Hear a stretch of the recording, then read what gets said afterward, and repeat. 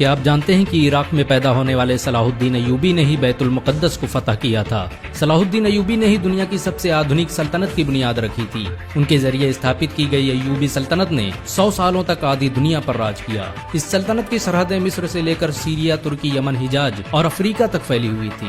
صلاح الدین ایوبی دنیا کا پہلا حکمران تھا جس نے سب سے زیادہ اسپتالوں اور اسکولوں کا نرمان کروایا۔ ان کے ذریعے بنائے گئے اسپتالوں میں دنیا کے سب سے بہترین ڈاکٹر کام کرتے تھے۔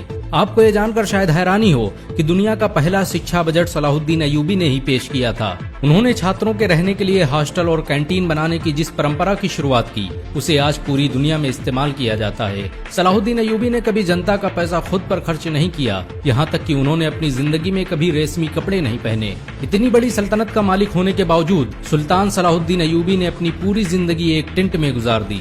سلطان صلاح الدین ایوبی کو اتہاس کا سب سے نیائے پریہ بادشاہ کہا جاتا ہے۔ ان کے دربار میں ہر انسان کو آنے کی اجازت تھی۔ صلاح الدین ایوبی نے سپتاہ میں 2 بار جنتا دربار لگانے کی جس پرمپرا کی شروعات کی اسے آج بہت سے دیشوں میں استعمال کیا جاتا ہے۔ صلاح الدین ایوبی کی انصاف پسندی کا یہ عالم تھا کہ یہودی اور عیسائی بھی اپنے فیصلوں کے لیے ان کے دربار آتے تھے۔ سلطان صلاح الدین ایوبی کے دور میں مصر دنیا کے سب سے امیر شہروں میں سے ایک تھا۔ ان کی حکومت میں قاہرہ اور دمشق کے اسپتالوں میں دنیا بھر سے لوگ علاج کے لیے آتے تھے۔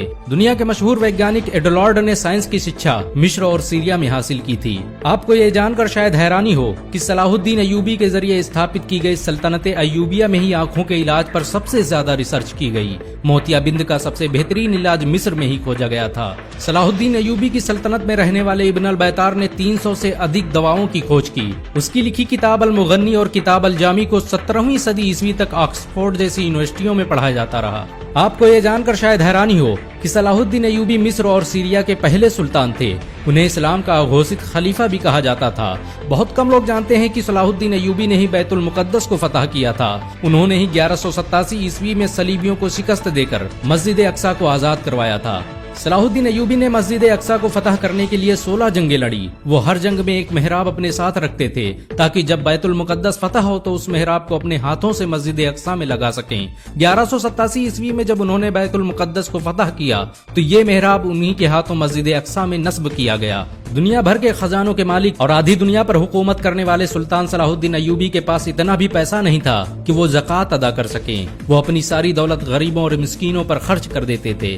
یہی وجہ ہے کہ صلاح الدین ایوبی کبھی حج نہیں کر سکے، کیونکہ اسلام میں اپنے خود کے پیسوں سے ہی حج کیا جا سکتا ہے۔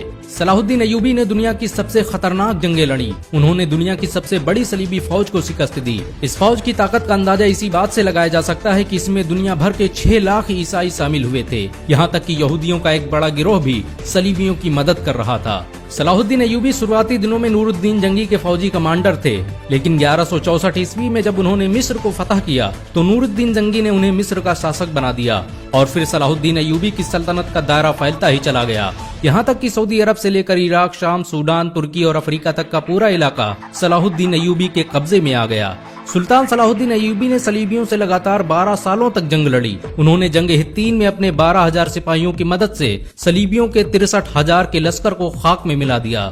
صلاح الدین ایوبی کی انصاف پسندی کے دشمن بھی قائل تھے۔ انہوں نے بیت المقدس کو فتح کرتے ہی عیسائیوں اور یہودیوں کے لیے معافی کا اعلان کر دیا۔